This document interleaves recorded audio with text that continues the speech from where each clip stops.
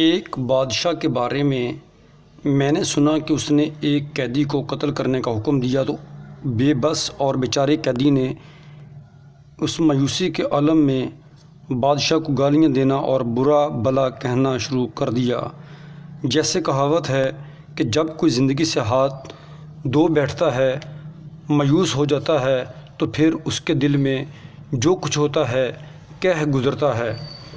بوقت مصیبت مجبور و لاچار انسان جب بھاگ نکلنے کی کوئی صورت نہیں پاتا تو وہ اپنی جان بچانے کی خاطر تلوار کی تیز دھار کو بھی ہاتھ میں پکڑ لیتا ہے، اور اسی طرح جب انسان زندگی سے مایوس ہو جاتا ہے تو وہ زبان دراز ہو جاتا ہے، جیسے مغلوب اور مجبور بلی کتے پر حملہ کر دیتی ہے۔ بادشاہ نے پوچھا کہ کیا کہہ رہا ہے؟ ایک نیک فطرت وزیر نے کہا کہ حضور، قیدی کہہ رہا ہے کہ وہ لوگ جو غصہ پی جاتے ہیں اور لوگوں کی خطا معاف کر دیتے ہیں وہ بہت اچھے ہوتے ہیں۔ بادشاہ کو اس قیدی پر رحم آ گیا، اس کے قتل کا ارادہ ترک کر دیا۔ ایک دوسرا وزیر جو پہلے وزیر کے برعکس بد فطرت تھا، کہنے لگا ہم جیسوں کے لیے بادشاہوں کے سامنے سچ کے علاوہ کچھ کہنا نامناسب اور نازیبا بات ہے۔ اس قیدی نے تو بادشاہ کو برا بھلا کہا اور گالیاں دی ہیں۔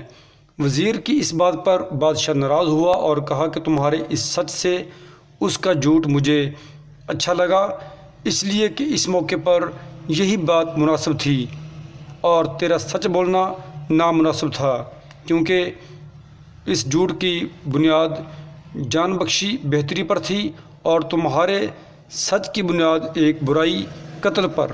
عقل مندوں نے کہا ہے کہ وہ جھوٹ جس میں مصالحت شامل ہو فساد پھیلانے والے سچ سے بہتر ہوتا ہے۔ ایسا منظور نظر شخص کہ جو وہ کہتا ہے بادشاہ وہ کرتا ہے، اس پر افسوس ہوگا کہ سوائے اچھائی کے کوئی بات کرے۔ افسوس کی بات ہے کہ وہ شخص جس کی بات بادشاہ مانتا ہو بادشاہ سے غیر مناسب بات کہے۔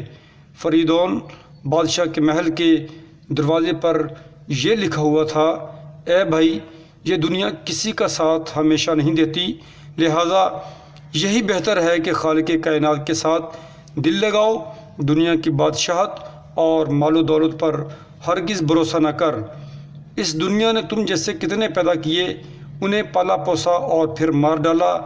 جب انسان کی عمر کا آخری لمحہ آ پہنچتا ہے اور جسم سے جان نکلنے لگتی ہے تو اس سے کیا فرق پڑتا ہے کہ تخت شاہی پر نکلے یا خالی زمین پر؟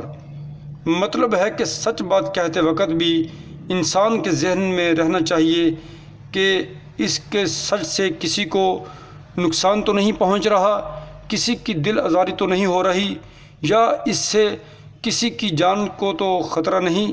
یعنی انسان مقدم ہے، لہٰذا انسانی رویہ مثبت ہونا چاہیے، منفی نہیں۔